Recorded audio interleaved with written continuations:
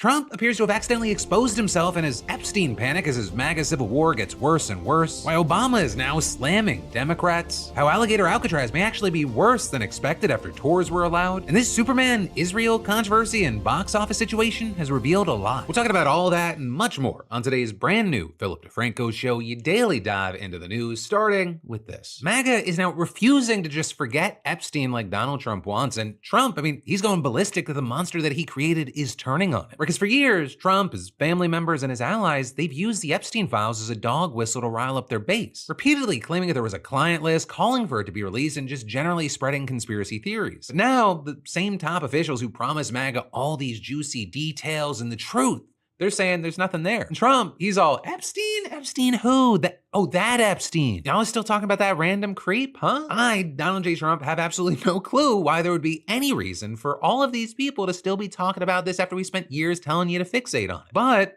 as it turns out, MAGA, who, they're a little more flexible on a number of things, they have not been willing to just let this go. Since we talked about this last week, the whole thing, it's just gone completely off the rails and it's turned into a full MAGA revolt. And as we've seen the MAGA base engaging in this civil war against each other, we've also seen key voices that helped get Donald Trump elected turning on it. You've got guys like Andrew Schultz, who had Trump on his podcast before the election, uploading an episode of his Flagrant podcast, literally titled, Why Trump is Covering for Epstein and How Diddy Got Off. Schultz absolutely tearing into Trump after playing the clip from the press conference last week where the president acted all surprised that people were still talking about Epstein and told them to just forget about it. That is, in all seriousness, that is, I think, what is enraging people right now, is it's insulting our intelligence. Obviously, the intelligence community is trying to cover it up. Obviously, the Trump administration is trying to cover up. Something changed because they ran on this idea of exposing it all.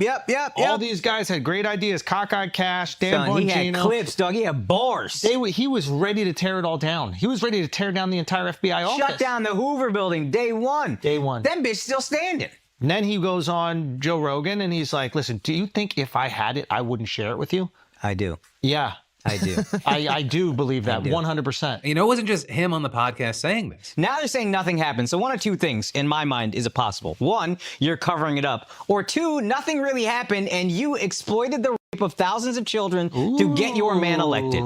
So which one do you want here? Right, and then you had Schultz later going on to take aim at Trump more broadly, accusing the president of failing to fulfill the campaign promises that he and many others voted on. I believe when Trump, everything he campaigned on, I believe he wanted to do.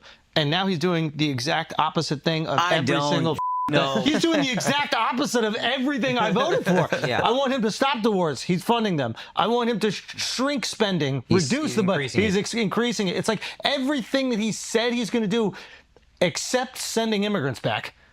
And now he's even flip-flopped on that. And that's just one example, and it's not like Schultz is die-hard MAGA, though he does represent an important base, people that were swayed in this most recent election to go to Trump's side. On that note, you even had Joe Rogan chiming in, kind of making fun of Trump. And again, while that matters, these are guys with huge shows. Joe Rogan has the biggest podcast in the world. The bulk of the criticism, and I think the most eye-opening, that has actually come from pretty hardcore MAGA Republicans, both online and this weekend at the Student Action Summit conference hosted by Charlie Kirk's right-wing group Turning Point USA, with the whole Epstein situation being a major focal point for many of Trump's most devout supporters. And during that summit, you saw things like audience members erupting into boos over the administration's handling of the case. How many of you are satisfied? You can clap. Satisfied with the results of the Epstein investigation? Clap.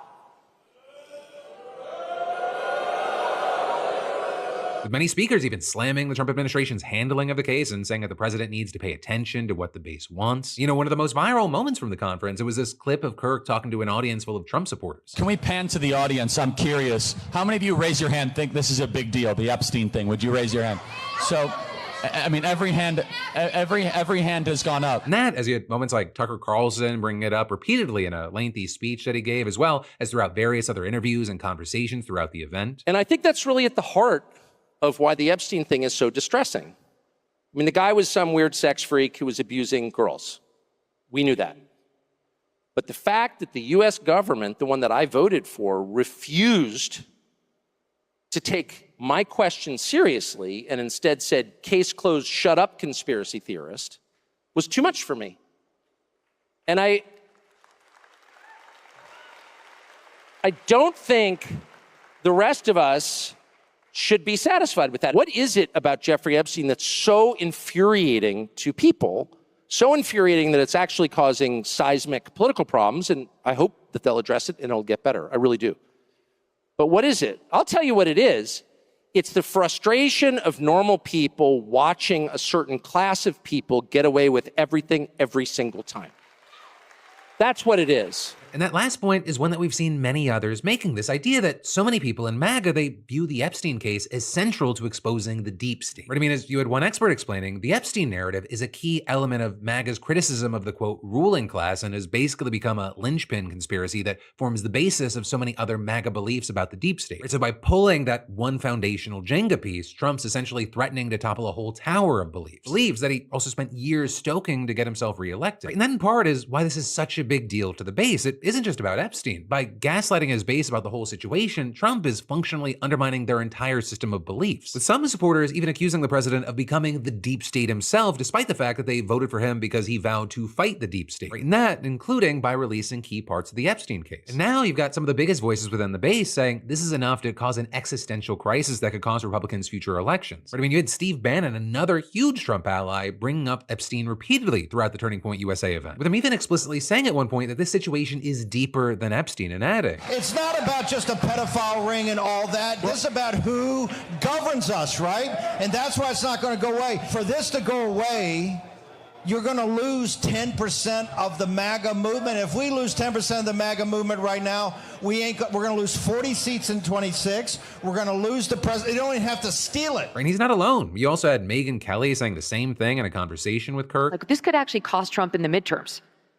We need to make a smart choice right now. We can't lose any of the MAGA base. And notably with that, you had her and many others repeatedly slamming Attorney General Pam Bondi throughout the event. Though as far as Kirk himself, he's now saying, honestly, I'm done talking about Epstein for the time being. I'm going to trust my friends in the administration. I'm going to trust my friends in the government to do what needs to be done, solve it, balls in their hands. I've said plenty this last weekend. So if you guys want to see my commentary on it, that's fine. And actually, regarding Kirk's friends in the government, the whole situation, it appears to be causing major rifts within the Trump administration itself, right? Because you had several outlets reporting over the weekend that Deputy FBI Director Dan Bongino is actually considering leaving his post after clashing with Bondi over her handling of the files. With one source even telling NBC, Bongino is out of control furious. This destroyed his career. He's threatening to quit and torch Pam unless she's fired. Though very notably there, you had Trump pushing back on that. When he was asked by reporters yesterday if Bongino was still serving in his administration, the president responded, I think so, claiming he had spoken with him that day and adding, no, I think he's in good shape. With Trump also then making a very long and rambling post on Truth Social where he defended Bondi and rebuked his own base, writing, what's going on with my boys and in some cases gals? They're all going after Attorney General Pam Bondi, who is doing a fantastic job. We're on one team, MAGA, and I don't like what's happening. We have a perfect administration, the talk of the world, and selfish people are trying to hurt it all over a guy who never dies, Jeffrey Epstein. With him then wildly going on to claim that the Epstein files were actually written by many of his various perceived political opponents, including President Obama, Hillary Clinton, and quote, the losers and criminals of the Biden administration. And then adding, now my so-called friends are playing right into their hands. With Trump then claiming that if there was actually anything that would implicate him in the Epstein files, Democrats would have already released them. Right? And then Trump went on to make false claims about the 2020 election being stolen, arguing that the DOJ needs to be spending its resources investigating that matter instead of looking into the Epstein files, and then instructing his supporters to quote, not waste time and energy on Jeffrey Epstein, somebody that nobody cares about. A post that actually resulted in Trump getting ratioed on his own social media platform, with many of the responses being, what are you talking about? Why are you gaslighting us? We care about this. With many also questioning how Trump's team can say there is no Epstein list, but then also at the same time, that thing that doesn't exist was written by Hillary Clinton, Obama, and Biden's people. And overall, it just really seemed to inflame his base even more, with it really seeming to split his base among those who see Trump as an infallible God king, there's always an explanation, and others who just genuinely took him at his word, that they saw him as this tool to right wrongs. Now, many feel deceived and especially hurt because it is a situation that involves minors getting hurt. And then on top of that, we're also now seeing some Democrats trying to capitalize on the situation. For example, Democratic leaders in the House launching an effort to force the chamber to vote on releasing the files. The one that's generally seen as a long shot, but also two has given many Democrats a talking point going into the midterms. With, for example, Senator Ossoff of Georgia hitting on that this weekend. President Trump promised to end the wars. He promised to release the Epstein files.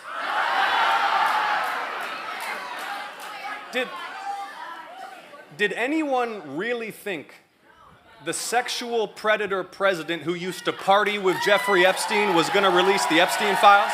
But for now, we'll have to wait to see if this continues to grow, how the administration continues to handle or fumble the situation, and in the meantime, I'd really love to know your thoughts in those comments down below. But then next up in the news, we should talk about how Obama's advice for Democrats over the weekend is essentially just stop crying like babies and do your damn jobs. With him saying, quote, I think it's going to require a little bit less navel gazing and a little less whining and being in fetal positions, and it's going to require Democrats to just toughen up. Right, and those remarks were apparently delivered at a private fundraising event in New Jersey on Friday, with CNN then obtaining excerpts of the speech and multiple outlets now verifying what he said. But with him really trying to push those who are currently in office to level things up in their efforts to fight Donald Trump and adding, you know, don't tell me you're a Democrat, but you're kind of disappointed right now, so you're not doing anything. Saying, no, now is exactly the time that you get in there and do something. Don't say that you care deeply about free speech and then you're quiet. No, you stand up for free speech when it's hard. What's needed now is courage. With him also going on to tell the party to focus on what's going on right now. Right, and that is, there's been a ton of reporting on which Democrats are trying to line themselves up for runs in 2028. Tons of people focusing on that and wondering if there's, you know, a rabbit for the left to pull out of their hat at this point. But there you had Obama cautioning, saying, stop looking for the quick fix. Stop looking for the messiah. You have great candidates running races right now. Support those candidates. With him then reportedly specifically pointing to governor races in the states of New Jersey and Virginia. And all of this is, he's not the only one that's been giving blunt messages to the party right now. Right? You also had an interview that Mark Cuban did with the Pod Save America guys yesterday, getting a ton of traction. We picked the wrong pressure points. It's just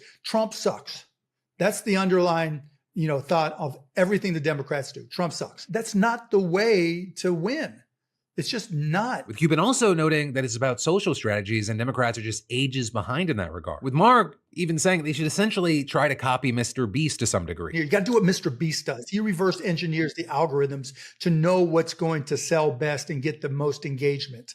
Go talk to him, right? That's probably your best person to educate you on all of this. But in a world where everybody has their own unique feed, you have to flood the zone. You have to say things that are going to be fed to each individual person in a way that may connect to them. Right, and that's something that Cuban argued that Trump is actually good at, because he's kind of like a salesperson for himself who just floods the zone and is making sure he's constantly heard. Doesn't matter if it's true or not. You say it enough times, people will believe it. You get it places where it's going to get coverage enough so that, it in this day and age, fills those algorithms. And so you would always see Trump in your algorithm. And of course, all of this, it's happening as midterms are just around the corner. And so you have many wondering, can Democrats right the ship? Because yes, while there is backlash to Trump's big, beautiful bill, and you have MAGA Republicans going, okay, this Trump Epstein stuff, this feels so off. You can't just rely on bad polling for Trump. Because here's the thing, and we've talked about this, Democrats are incredibly unpopular right now. They have an approval rating of just 27% in Congress. With that, while we wait to see how that plays out, I do want to ask you, where do you think most change is needed? What's the messaging? What's the positioning? What's the move? Because, the more of the same strategy while expecting a different outcome seems kind of fucking insane. And then I've got even more news for you in just a second. But first, let me say, am I alone here? Because at this point, my feed is basically just one long fever dream of wellness advice. Right? One reel says drink olive oil like it's pre-workout. The next says bathe in red light like a rotisserie chicken. And somehow cottage cheese is like a full-blown lifestyle now. I like it with pineapple, but I don't know. And honestly, I think it's time that we stop taking medical advice from TikTok and start talking to actual doctors. And personally, I use ZocDoc, today's sponsor, and they're the easiest way to find real in-network healthcare professionals because, let's face it, red lights and cottage cheese, they have their place, but health advice is not a one-size-fits-all. And ZocDoc is a free app and website where you can search and compare high-quality in-network doctors and click to instantly book an appointment. ZocDoc has over 100,000 doctors across every specialty, from mental health to dental, primary care to dermatology. You can filter by location, availability, and patient review, so you're not showing up to someone's office blindly and just hoping for the best. And most appointments, they happen within 24 to 72 hours. Some are even same day. It is stupid easy, and it makes every other healthcare site feel like a fax machine in a blackout. So, stop putting off that checkup, that weird mole, or mystery ping. Go to ZocDoc.com/Phil or scan that QR code to find and instantly book a top-rated doctor today. That's ZocDoc.com/Phil, ZocDoc.com/Phil. But then, next up today in big entertainment and business news, Superman killed Benjamin Netanyahu. That is part of the discourse you see playing out right now about the new release of James Gunn's Superman. Superman. Where I'll start is with the box office returns. Because globally, the movie brought in $217 million, and actually $122 million came from the domestic box office. Sales that made it the third biggest opening weekend of the year, and it marks a strong comeback for DC after a series of letdowns. And notably, this movie saw success despite the conservative backlash we saw that was facing it right before the release. Because director James Gunn had called Superman's story an immigrant story, and that caused Fox News hosts just head to fucking explode. I'm guessing because they didn't understand that Superman wasn't born in the US and in fact hails from a completely different planet. You know, understandably, you had people wondering, is this backlash going to impact the box office? So far, it doesn't look like it's held the movie back, and in fact, you have places like the New York Times saying that, if anything, the attention from Fox News and elsewhere may have helped. Right? And notably, they weren't just pulling that out of their ass. The advanced ticket sale tracking, it showed that the movie potentially was going to open to a lower total. And in fact, it appears that if politics did hold the film back, those issues would potentially have come from other parts of the globe. Or with analyst David A. Gross arguing in his newsletter, this is an outstanding domestic opening. If there's any softness here, it's overseas. And saying Superman has always been identified as a quintessentially American character and story, and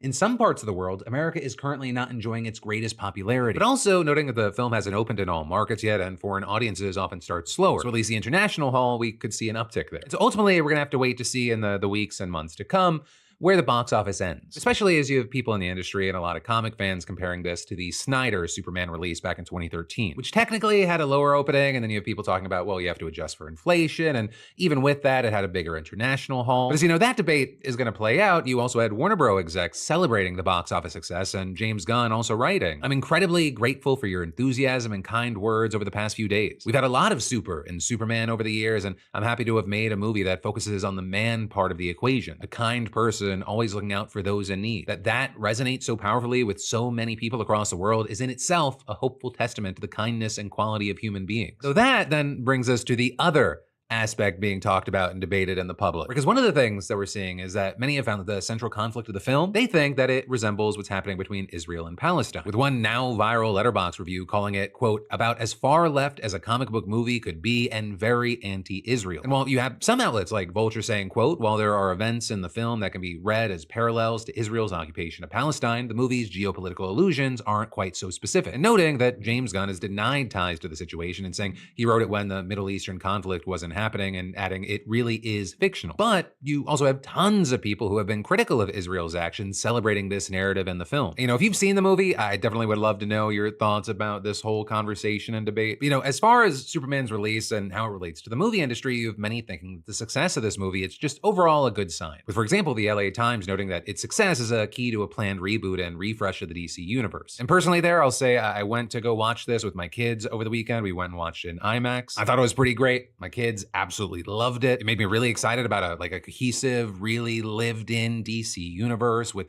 movies and shows, which, by the way, like, I know this is like the first big movie. Creature Commandos on HBO Max, I think, was the first official launch. It's an animated series. It's really good. So now, especially after the release of this movie and kind of the world building you already see in place, I'm excited to see Supergirl, Clayface, and just a bunch more. And so also, you know, there, in addition to the controversies and debate, I'd really also love to know your thoughts if you saw the movie. But then, next up today, we need to talk about ICE's detention centers. Because ICE, they say the conditions are fine, detainees, they say they're starving, and lawmakers say they're being stonewalled. Right? And as far as what we know, that severe lack of food, that's what detainees that are being held at ICE detention centers are claiming in at least 7 states. With then immigration advocates saying that a lot of this can be blamed on just how overcrowded the centers are right now. Because Congress has given ICE enough money to hold 41,500 people, but as of last week, it had over 57,000. And that, as another factor, according to a former ICE official who spoke with NBC News, is that it can be hard to plan how much food will be needed at any given time. Right? And that because there can be huge fluctuations in how many people are at a facility, with people often coming in waves, unlike a normal jail where it's usually a trickle at any given time. And that difference, it makes it extremely difficult to stock the correct amount of food. And then, of course, making matters even worse is that a lot of these facilities are for profit. Right? So they don't have an incentive to overstock on food just in case and lose money. However, there, I need to know that the problem isn't necessarily with a specific company, with advocates claiming that these problems can happen regardless of who's in charge. With, for example, a lawyer with the American Immigration Lawyers Association putting it this way, saying, quote, "we haven't seen any company-specific trends. It just goes to the overall detention system and how overcrowded the detention system is as a whole." And according to some of the people that are being held, there's not only a lack of food, but a severe quality problem. And so, for example, some facilities allegedly give detainees meat that is so finely ground up that it's essentially liquid, and that, quote, "it looks like little small pebbles, and that will be the ounces that they give you." Also, other immigration attorneys say they've received complaints about moldy food or food that's inedible in general. And the overcrowding, it also means less food per person, according to one Russian man who's been held in Louisiana banana for months, saying the portions got smaller. I have to deal with hunger, so I am getting used to the hunger, so I have lost weight. Right, and all of this, it's counter to ICE's own food service standards. Right, ICE, they tell the companies that run its facilities that detainees are supposed to be fed at least 3 meals a day, 2 of which are hot. And that is no more than 14 hours can pass between dinner and breakfast. That said though, for their part, ICE has denied the allegations, with a spokesperson saying all detainees are provided with proper meals, medical treatment, and have the opportunity to communicate with their family members and lawyers, and claiming meals are certified by dietitians, ensuring the safety, security, and well-being of individuals in our custody is a top priority at ICE. But whatever the reality is, the reports of these conditions, they've led to lawmakers demanding access to the detention centers across the US, with the most controversial visit probably being this weekend when both national and state Democratic lawmakers demanded to inspect the Alligator Alcatraz facility, which, they're usually allowed to do on a whim as it's part of their oversight powers per the Constitution. And while there are some practical limitations, until recently it was understood that if a lawmaker showed up, they were given a tour. However, what people saw is that Democratic lawmakers were initially turned away from Alligator Alcatraz on Friday, and it wasn't until Saturday, after a huge number of them showed up, that they were finally let in. And then, even though they were eventually let in, the fact that they were initially blocked, it caused outrage and led to lawmakers releasing a joint statement that said the DeSantis administration's refusal to let us in wasn't some bureaucratic misstep. It was a deliberate obstruction meant to hide what's really happening behind those gates, and saying there is no statute that permits the governor to overrule the legislature's oversight authority. But then also, as far as what the lawmakers had to say after they were finally able to check out the facility themselves, well, you had U.S. Representative Debbie Wasserman Schultz describing the facility like this, saying, quote, "There are really disturbing, vile conditions, and this place needs to be shut the hell down. This place is a stunt, and they're abusing human beings here." And she went on to say, packed into cages, 3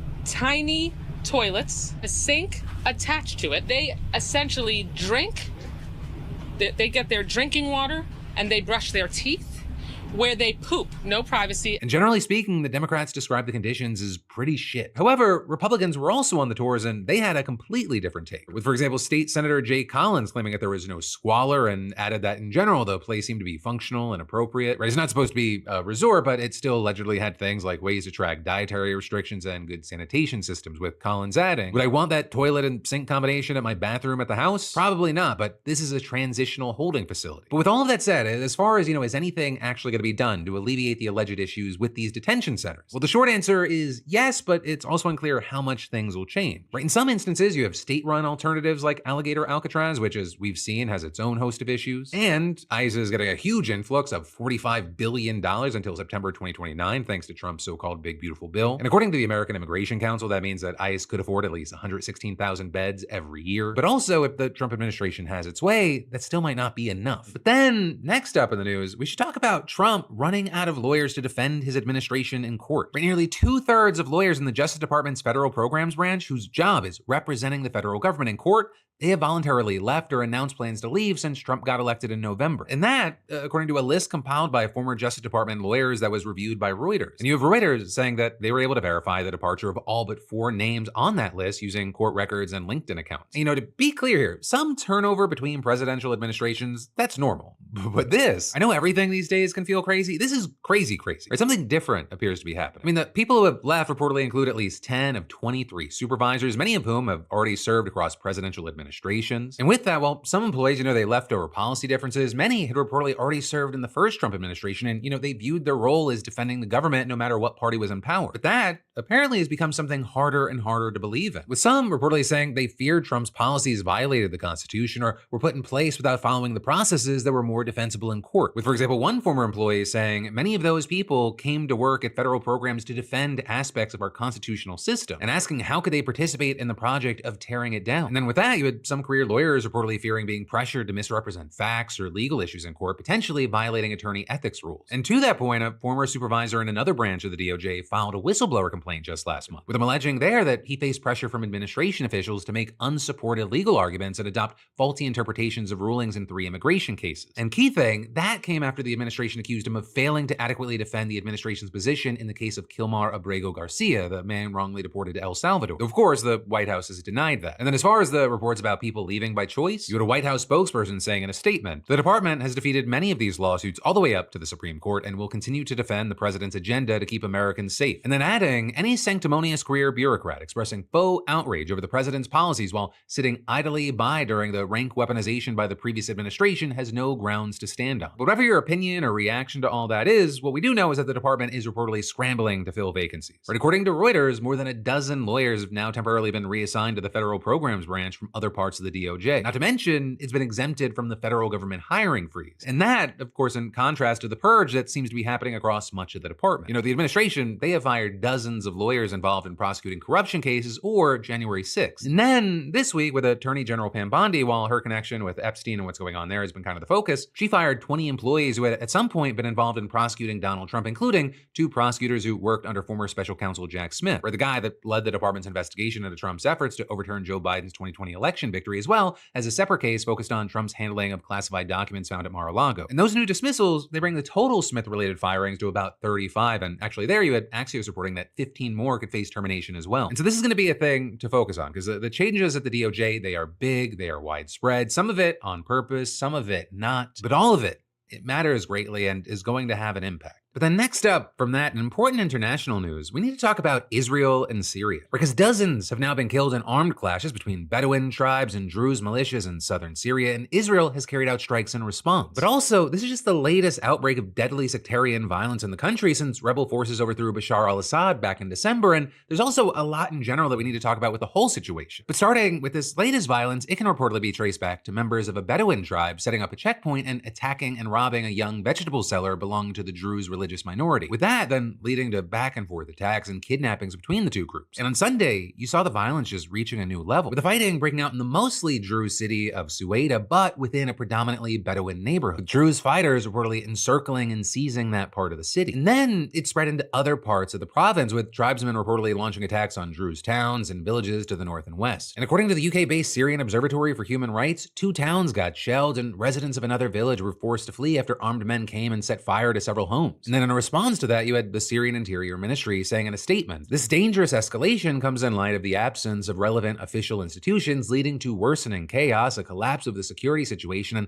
the local community's inability to contain the crisis despite repeated calls for calm." And so then with that, the ministry announced that in coordination with the Defense Ministry, it would, quote, begin direct intervention in the area to end the conflict and impose order. With also the governor of the province calling on residents to exercise self-restraint and respond to national calls for reform. And then with all of that, you had a local activist-run news outlet reporting that mediation between Bedouin and Druze leaders aimed at de-escalating tensions had actually resulted in the release of people kidnapped by both sides during the clashes. Then, this morning, you had that same outlet reporting that fighting had erupted in the nearby countryside after drones attacked villages. With that, as government forces were also now deployed in nearby areas of a neighboring province. And actually, with that, we've seen reports that some members of the government security forces were actively participating in support of the Bedouins. Right, in the Syrian Observatory for Human Rights reported at least 89 dead, including 2 children, 2 women, and 14 members of the security forces. And then on top of that, the IDF carried out a strike against several tanks in the area where all of this was happening, seemingly to send a message. Because you see, the Druze, they're seen as a loyal minority in Israel, and many even serve in the armed forces, and Israel has already acted in their defense before. In May, for example, they struck a site near the presidential palace in Damascus after dozens were killed in fighting between pro-government gunmen and Druze fighters. And then beyond that, of course, Israel, they've just been in Syria. Right after Assad fell, Israeli forces seized a UN-monitored buffer zone on Syrian territory and have since launched hundreds of airstrikes on military sites in Syria. And with that, you have Israeli officials saying they want to completely demilitarize the southern Syria area and not allow any armed groups to enter it and gain a foothold, including those of the new Syrian government. But notably, at the same time, the two countries have been having what's been described as the most serious talks between them in more than a decade. With that, partly being because both are wary of Iran, which was a close ally of Assad during the civil war. And the new Syrian government, they don't want Iran-backed proxy groups getting a foothold any more than Israel. Not that there hasn't been other violence. I mean, sometimes with the involvement of the government. Right at the beginning of March, for example, government forces took part in the killing of 1,500 people from the Alawite religious minority. And last month, a suicide bomber killed more than 20 people in an attack on a Greek Orthodox church, which the government claimed ISIS was behind. And then actually on the note of ISIS, we should talk about the Kurds as well, because the US has relied heavily on Kurdish-led groups, including the Syrian Defense Forces, to fight ISIS. But that has also been another point of tension with the new Syrian government, even after the US helped broker a deal to bring the SDF into the new Syrian National Army. You had a US envoy saying last week that the two sides are still unable to actually agree on on how to go about doing that. And in particular there, whether the SDF would remain as a single unit in the new army or it would be dissolved and its members individually absorbed into the new military. And as the US has kept up a role in those talks, it's not the only way that it's been getting involved. But I mean, the key turning point came back in May when Trump announced that the US would lift decades of sanctions imposed on Assad's government. But then also last week, the Trump administration decided to take away the terrorism designation of the insurgent group that led the effort to oust Assad. And then on the flip side, it's actually the US becoming less involved on the humanitarian front that's potentially making it harder for Syria to recover. Because for better or worse, the US was Syria's largest donor of aid, providing more than $18 billion in assistance during the country's 13-year war. And now you're seeing things like one humanitarian worker, for example, saying that the US cuts with shrinking contributions from European governments have been catastrophic for healthcare. And so ultimately, the situation on the ground is as complicated as ever. The violence isn't over. We're seeing lots of new developments. And for now, we're gonna have to wait to see how those play out. But that, my friends, is the end of today's show. Thank you for subscribing, and I'll see you right back here tomorrow. Because remember, I got a brand new show for you every Monday, Tuesday, Wednesday, and Thursday at 6 p.m. Eastern, 3 p.m. Pacific. Love you, mean it,